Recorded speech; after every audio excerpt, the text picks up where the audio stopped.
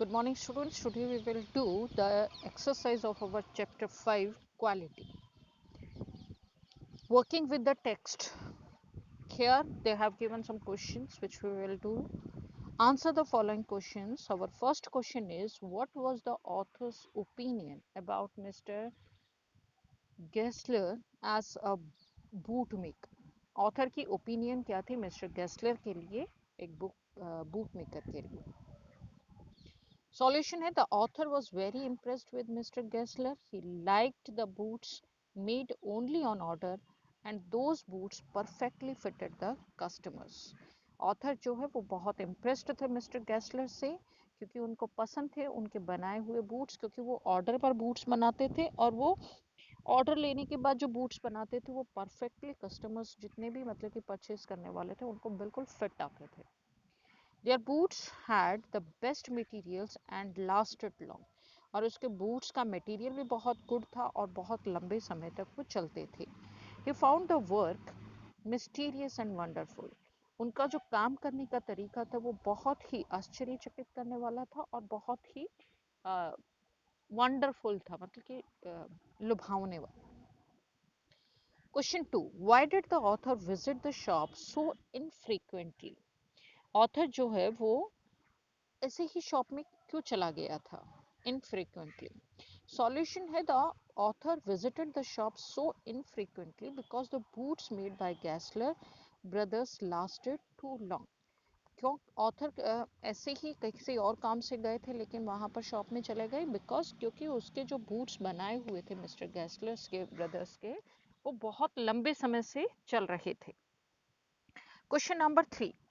What was the effect of Mr. Gessler of the author's remark about a certain pair of boots? अब mister Gessler's what was the effect, उसका effect क्या था mister गैसलर का authors के ने जब remark दिया था अपने पेयर ऑफ बूट्स के लिए? तो सॉल्यूशन आंसर है, mister Gessler at first found the remark unbelievable. पहले तो मिस्टर गैसलर को जो उन्होंने रिमार्क दिया था कि मेरे बूट्स जो हैं वो खराब हो गए, तो उसके ऊपर उन्होंने पहले तो यकीन नहीं किया. And he argued that the author might have got them wet. और फिर उन्होंने उसका आंसर दिया था, आर्ग्यू किया था कि आपने हो सकता है कि उन जूतों को गीला कर दिया हो.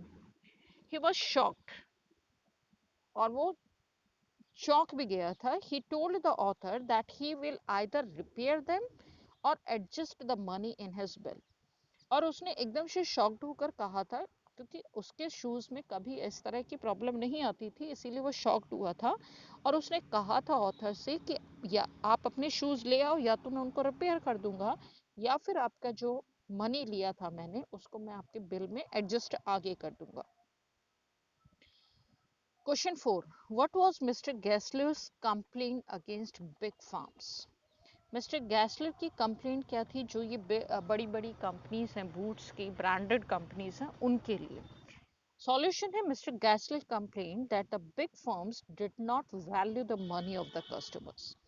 दे were capturing the markets from advertisements and not from the quality of their work. He was mostly out of work because of those firms and day by day the volume was getting reduced.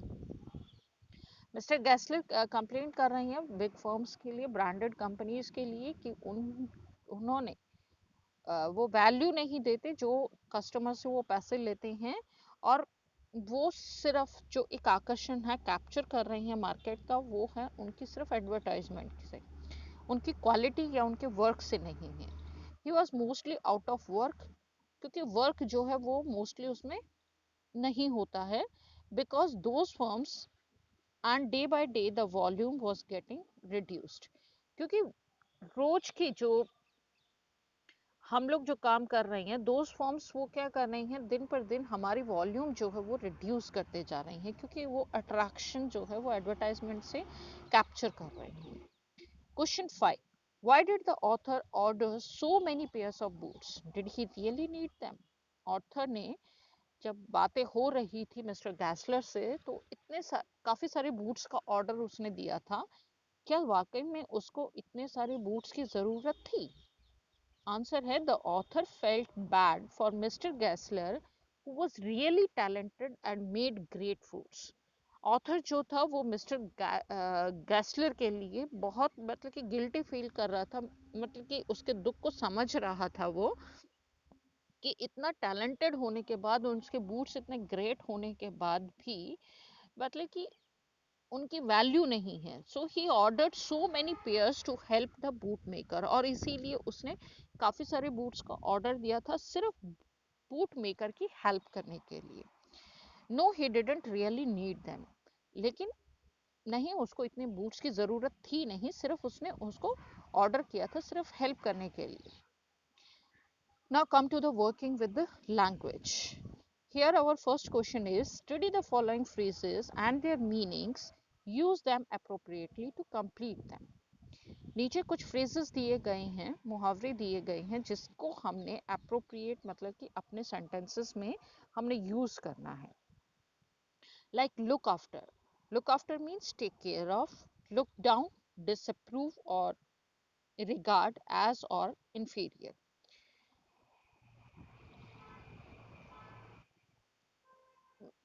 Look in, make a short visit.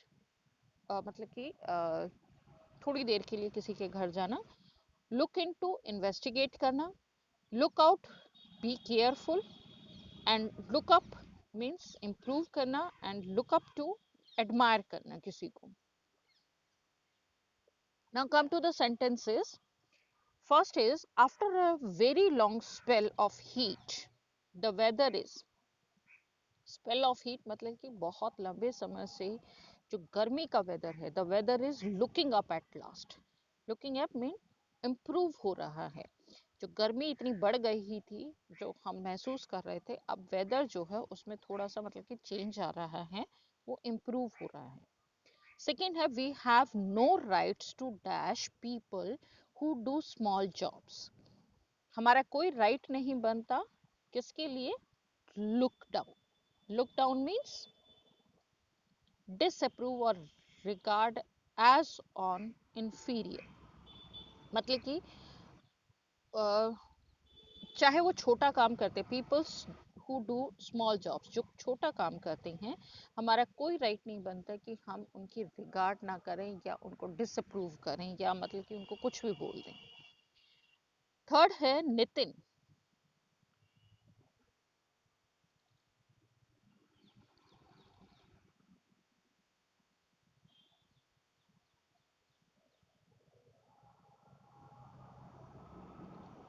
Nitin has already dashed his uncle, who is a self-made man. Nitin है जो वो always looked up his uncle. Looked up means improve. Improve कर रहा है कैसे? His uncle, अपने uncle को, has always looked up मतलब कि उनको देखकर अपने अंकल को, who is a self-made man, जो एक self-made man है, मतलब कि अपना काम अपने पूरे उससे करना, अपने आप को उन्होंने खुद स्टैंड किया हुआ है, तो उसको देखकर नितिन जो है वो भी उनको एडमायर कर रहा है. लुक्ड अप मीन्स इम्प्रूवमेंट कर रहा है अपने अंदर. फोर्थ है हमारा, the police was dash the matter thoroughly. तो मैटर को थॉरली जा रही है police, it means they are investigating and the police are looking into the matter thoroughly. Fifth है, if you want to go out, अगर तुम बाहर जाना चाहते हो, I will look after the children for you. अब लुक आफ्टर का meaning क्या है यहाँ पर? Take care of. अगर आप बाहर जाना चाहते हो, then I will take care of the children for you. मैं तुम्हारे बच्चों का मतलब कि पीछे से मैं बच्चों का ध्यान रखूंगी अगर तुम बाहर जाना चाहते हो तो. So I will look after the children for you. Sixth है, I promise to dash on your brother when I visit Lucknow next week. अब प्रॉमिस कर रही है. Look in means make a short visit, मतलब कि छोटी सी मुलाकात मैं उनसे कर लूंगी तुम्हारे ब्रदर से जब मैं लखनऊ विजिट करूंगी. सेवेंथ है, dash when you are crossing the main road. अब लुक आउट मीन्स क्या था? Be careful. Look out when you are crossing the main road. So these phrases, when we add in our sentences, the meaning this is the meaning which we get. Come to the speaking part. Here our first question is, do you think Mr. Gassler was a failure or as a bootmaker or as a competitive businessman? आपको क्या लगता है कि mister Gessler जो थे वो failure थे boot makers में, हार गए थे, या वो एक कम्पिटिटिव बिजनेसमैन थे? आंसर है हमारा, Mister Gessler was successful as a boot maker because his customers were immensely satisfied with the boot he made.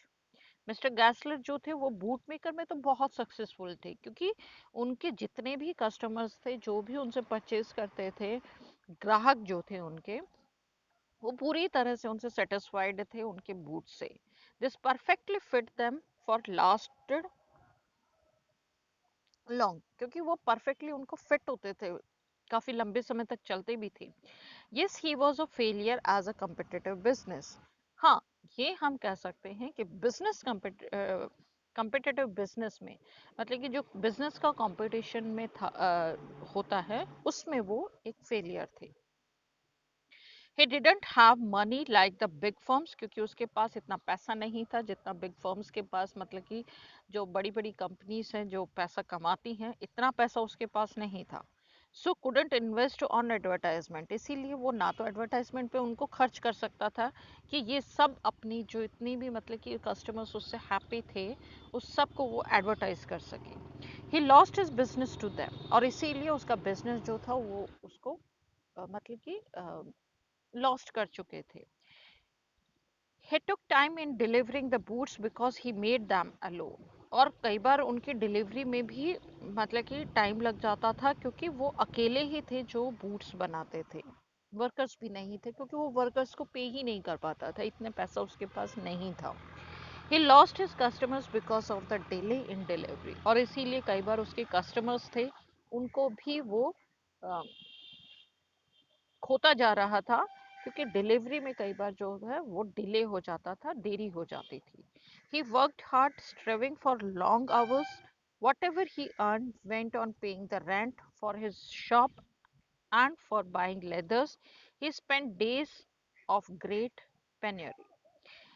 He worked hard, इसमें कोई दो राय नहीं है कि वो बहुत वर्क हार्ड करता था, बहुत घंटे तक काम भी करता था, स्ट्रीविंग फॉर लॉन्ग आवर्स, लेकिन जितना भी वो कमाता था वो सारा पैसा उसको रेंट देने में, शॉप की रेंट में देने में चला जाता था, या फिर अच्छा जो लेदर वो परचेज करता था उसको परचेज करने में। So he spend days of great panning, और इसीलिए उसने काफी समय जो है वो गरीबी में निकाला, मतलब कि उसके पास पैसा नहीं रहता था। सेकेंड क्वेश्चन है, what is the significance of the title, to who or to what does it refer? Answer is, the title refers to the great quality boots Mr. Gessler made. Quality इसीलिए रखा गया क्योंकि जो title हमारे chapter का था quality, वो mister Gessler के ऊपर, क्योंकि वो बूट्स जो बनाते थे उसके ऊपर रखा गया।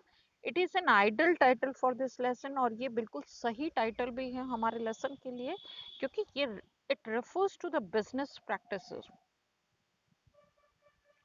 क्योंकि ये रेफर करता है हमारे जो बिजनेस की प्रैक्टिसेस हैं उसको समझाने में, फॉलो करने में। These days where no one cares about quality, इन दिनों हम सिर्फ ब्रांड के पीछे भागते हैं, हम क्वालिटी के पीछे नहीं भागते हैं। हम ब्रांड के पीछे इतने पागल हो जाते हैं कि हम न जाने कितने पैसे खराब कर देते हैं। For mister Gessler quality was of optimism significance, लेकिन मिस्टर गैसलर के लिए क्वालिटी जो थी वो सबसे बड़ा सिग्निफिकेंस था, मतलब कि ज़रूरत थी। He worked for long hours, जिसके ऊपर वो बहुत कई घंटे काम करते थे। Didn't allow anyone else to touch his boots, और किसी को अलाउ नहीं करते थे जब तक वो बूट्स रेडी नहीं हो जाते थे तब तक कि कोई उसको हाथ लगाए। ही लॉस्ट ऑन बिजनेस, इसीलिए उनका जो बिजनेस था वो गुम हो चुका था, खत्म हो चुका था। Was spending days in poverty, और उन्होंने काफी दिन जो है वो गरीबी में निकाले। Still the man did not compromise on quality, गरीबी में निकालने के बाद भी उन्होंने कभी भी अपनी क्वालिटी से कॉम्प्रोमाइज नहीं किया। इसीलिए इस चैप्टर का नाम जो क्वालिटी है वो बिल्कुल परफेक्ट है। Question 3, notice the way Mr. Gessler speaks English. His English is influenced by his mother tongue. He speaks English with an accent. When Mr. Gessler speaks, PTK sounds like BDG. Can you say these words as Mr. Gessler would say them? अब यहाँ पर आपने notice किया होगा chapter के अंदर कि mister Gessler जो इंग्लिश बोलते थे वो इंग्लिश उनकी इंग्लिश के अंदर मदर टंग आ जाती थी, मतलब कि हमारी मातृभाषा हमेशा आ जाती है। आपने भी कई बार देखा होगा जिस तरह से यहाँ पे साउथ इंडियंस अगर आते हैं तो उनका जो स्पीकिंग में जो फ्लुएंसी है वो डिफरेंट होती है हम नॉर्थ एरिया के लोगों से। तो उनकी भी जो इंग्लिश थी वो उनकी जर्मन लैंग्वेज जो उनकी मदर टंग थी उस पर डिपेंड थी। तो मिस्टर गैसलर क्या थे, वो जो पी टी के का जो साउंड आता था वो पी को बी बोलते थे, टी को डी, और के का साउंड जो था वो जी का आता था। So can you say these words Mister as Mister Gessler would say them? क्या तुम उसी तरीके से बोल सकते हो इन वर्ड्स को? It comes and never stops. Does it bother me? Not at all. Ask my brother please.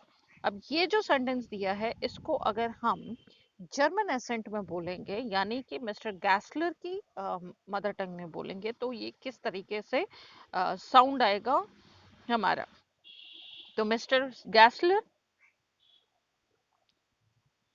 used to speak English with a German accent. His English sounded funny and a bit difficult to understand. कई बार उसको समझने में दिक्कत आती थी। हमने भी जब चैप्टर स्टार्ट किया था और जब पहली बार हमने उसको पढ़ा तो हम सोच रहे थे कि शायद इसका मीनिंग दूसरा होगा। Mister Gessler would have spoken these lines as, तो इस लाइन को इस तरह से बोलेंगे जैसे हमारी लाइन थी, it comes and never stops. It comes and never stops मतलब कि टॉप्स जो है वो स्टॉप्स हो जाएगा। Does it bother me? Does it border me? Not at all. Not at not at all. Ask my brother. Ask my broader. Please, please. So like this, it will sound. Question 4. Speak to 5 adults in your neighborhood. Ask them the following questions in any language they are comfortable in. जिस language में भी वो comfortable हैं. Then come back and share your findings with the class. Like, do they buy their provisions packed in plastic packets at a big store or loose? जो भी वो सामान खरीदते हैं क्या वो पैक्ड करवाते हैं प्लास्टिक पैकेट्स के अंदर जब वो बिग स्टोर से खरीदते हैं या लूज खरीदते हैं? From a smaller store near their house, या वो जो स्मॉल स्टोर्स होते हैं उनके घर के पास वहां से खरीदते हैं? Where do they buy their footwears, कहाँ से वो अपने फुटवेयर्स खरीदते हैं? Do they buy branded footwears और फुटवेयर मेड लोकली, क्या वो ब्रांडेड फुटवेयर्स खरीदते हैं या फुटवेयर जो है वो लोकल बनाते हैं लोग उनसे खरीदते हैं? what reasons do they have for this their preference, और वो रीजन क्या है उनका खरीदने का, उनसे ये पूछोगे आप। Do they buy readymade clothes or buy cloth and get their cloth stitched by a tailor? अब रेडीमेड क्लोथ्स वो कौन से खरीदते हैं? क्या वो रेडीमेड क्लोथ्स खरीदते हैं या फिर वो स्टिच करवाते हैं टेलर से? Which do they think is better, और कौन से उनको बेटर लगते हैं? आंसर है हमारा yes, they prefer buying their provisions loose from the smaller stores near their house. Prefer करते हैं वो मोस्टली सामान जो है वो अपने स्मॉलर स्टोर से जो उनके घर के पास है वहां से खरीदना। They buy footwear for daily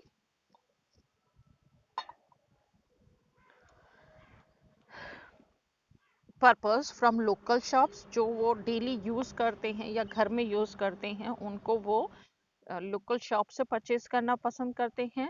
for office and part purpose they prefer buying it from branded shops, और जो वो ऑफिस के लिए या पार्टीज वगैरह के लिए फंक्शंस के लिए जो प्रेफर करते हैं वो ब्रांडेड शॉप से खरीदना पसंद करते हैं। They don't like spending too much on their regular footwears, क्योंकि वो ज़्यादा पैसा अपना जो है वो रेगुलर फुटवेयर्स पे खर्च नहीं करना चाहते, स्पेंड नहीं करना चाहते। So they buy it from local shop, इसीलिए वो उनको बाय करते हैं लोकल शॉप से। For office and party, they want to look good and want the footwear to last long and comfortable.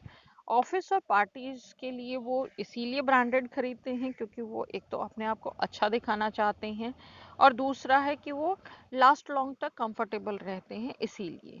So they are fine spending on it, इसीलिए वहाँ पर वो थोड़ा पैसा ज़्यादा खर्च करते हैं ब्रांड्स के ऊपर। They do the both, clothes के अंदर वो दोनों चीजें करते हैं। At times they buy readymade clothes and at time get them stitched from the tailor. Time होता है तो वो बाय कर लेते हैं रेडीमेड क्लोथ्स को, एंड जब उनको टाइम मिलता है तो वो स्टिच करवा लेते हैं टेलर से। They find it easy to buy readymade clothes, और उनको मतलब कि रेडीमेड क्लोथ्स जो है वो बहुत इजी लगता है, क्योंकि अगर एक दिन रह गया है, अर्जेंटली हमको चाहिए, तो हम लोग रेडीमेड क्लोथ्स प्रेफर करते हैं क्योंकि इजीली अवेलेबल हो जाता है। They get the latest fashion and it saves time as well. एक तो उसमें हमें लेटेस्ट फैशन मिल जाता है, दूसरा वो है कि वो हमारा टाइम जो है उसको भी सेव करता है। Come to the question number 5, look at the picture here. Ajit and Anisha, they are speaking something. I have decided to go abroad for higher studies. Ajit कह रहा है यहाँ पर कि मैं जो है डिसाइड कर रहा हूँ कि मैं अब्रॉड जाऊंगा हायर स्टडीज के लिए। अनीशा कहती है, हैव यू, वाकई में? I don't think I will ever do that. I love my country. मैं कभी नहीं सोच सकती कि मैं ऐसा करूंगी, क्योंकि मैं अपनी कंट्री से बहुत प्यार करती हूँ। So let pairs of students talk to each other about leaving the country. अब पेयर बनाने हैं स्टूडेंट्स के जो कंट्री छोड़कर, मतलब कि अपनी हायर स्टडीज के लिए अब्रॉड जाना चाहते हैं। अब्रॉड मीन्स दूसरी कंट्री में। One student repeats Ajit statement. एक तो अजीत की स्टेटमेंट बोलेगा, दूसरा क्या करेगा, रीजन देगा नॉट एग्रीइंग विद अजीत, जो एग्री नहीं है। अब ये कई बार हमको हेल्प करता है हमारी डिबेट्स में। डिबेट्स के अंदर आपको मतलब कि फेवर में और अनफेवर में बोलना पड़ता है। So here they have given them some sentences below, जहां पर हमें कुछ अपने भी वर्ड्स इसके अंदर फिल अप करने हैं। Like first one, now it started, if I live this country I will miss. अब यहाँ पे अनीशा बोल रही है, अनीशा के साइड से आ रहा है। If I live this country, अगर मैं इस कंट्री को छोड़ती हूँ, आई विल मिस, क्या क्या मिस करेंगे, माई फ्रेंड्स एंड फैमिली, मेरी फ्रेंड्स को, मेरी फैमिली को मिस करूंगी।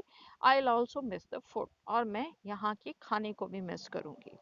There are some things which you can get only here. कुछ चीजें ऐसी है जो सिर्फ तुम्हें यहीं पर ही मिल सकती हैं। For example the food, snacks and the care and concern of people around. जो यहाँ का भोजन है वो सिर्फ यहीं पर आपको मिल सकता है। यहाँ के स्नैक्स हैं, यहाँ की केयर जो है, या कंसर्न पीपल जो है, वो यहीं पर ही मिल सकते हैं, ये वहाँ नहीं मिलेंगे। There are some special days I will miss. कुछ स्पेशल डेज भी हैं जिनको मैं मिस करूंगी, पर्टिकुलरली ज़्यादातर फेस्टिवल्स जो हमारे हैं, बर्थडेज हैं, माय पेरेंट्स एनिवर्सरी है, इन सब को मैं मिस करूंगी, स्पेशल डेज को।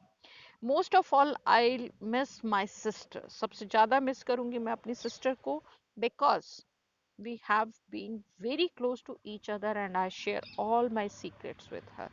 क्योंकि बहुत ज़्यादा टाइम जो है वो मेरी सिस्टर के साथ मैंने गुजारा, आप ब्रदर भी लिख सकते हैं, क्योंकि उसके साथ मोस्टली जो सीक्रेट्स थे वो मैंने शेयर किए।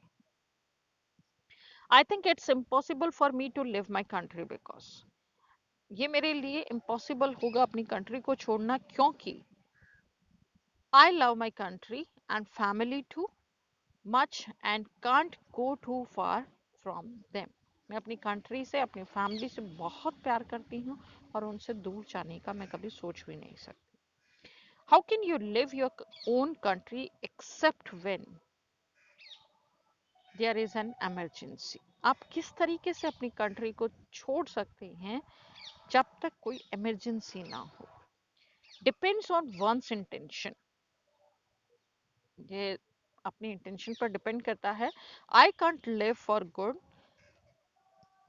मैं अपने अच्छे के लिए लिव नहीं कर सकती। I can't leave for good because I want to celebrate all my special moments with my close one. क्योंकि जितनी भी स्पेशल चीज़ें हैं होंगी मेरी लाइफ में, उन सब मोमेंट्स को मैं अपने क्लोज वंस के साथ ही सेलिब्रेट करना चाहती हूँ। May be for a couple of year, may be हो सकता है कपल ऑफ ईयर मीन्स 2 साल के बाद, I think it should be fine. 2 साल के बाद हो सकता है कि मुझे सब कुछ अच्छा लगे। Here is the another question which is based on the following points. Write a story. यहाँ पर आपको स्टोरी राइट करनी है। कुछ इन्होंने sentences दिए हैं इसी के बेस पर। Like your aunt has gone to her mother's house. Your uncle does his cooking. He is absent-minded. He puts vegetables on stove. He begins to clean his bicycle outside. The neighbor calls out saying something is burning. अब यहाँ पर इन्होंने कुछ points दिए हैं, जैसे तुम्हारी aunty जो है वो अपने मदर के घर चली गई हैं, मतलब कि अपने पेरेंट्स के पास, और अंकल जो हैं उन्हीं को अब कुकिंग करनी है, और वो थोड़े से एब्सेंट माइंडेड हैं क्योंकि जेंट्स मोस्टली ये काम नहीं करते। और वो क्या करते हैं, स्टोव पर vegetables, he puts vegetables on, उन्होंने वेजिटेबल्स रख दी हैं स्टोव के ऊपर। He begins to clean his bicycle outside, और वेजिटेबल रखकर वो क्या कर रही हैं, वो बाहर चले गए अपनी बाइसिकल को क्लीन करने के लिए। इतने में ही the neighbours calls out saying something is burning, neighbour जो है उन्होंने बताया कि कुछ जलने की स्मेल आ रही है। Your uncle rushes to the kitchen, तुम्हारे अंकल किचन में आए। To save vegetables he put some oil in them, उन्होंने वेजिटेबल्स को सेव करने के लिए, बचाने के लिए कुछ तेल डाल दिया। अनफॉर्चुनेटली इट्स मशीन ऑयल, गलती से वो जो था वो मशीन का ऑयल था, not cooking oil, cooking oil नहीं था। So what do you think happens to the vegetables? अब आप बताओ वेजिटेबल्स का क्या होगा, इसको आपने स्टोरी में कन्वर्ट करना है। Now come to the to our story.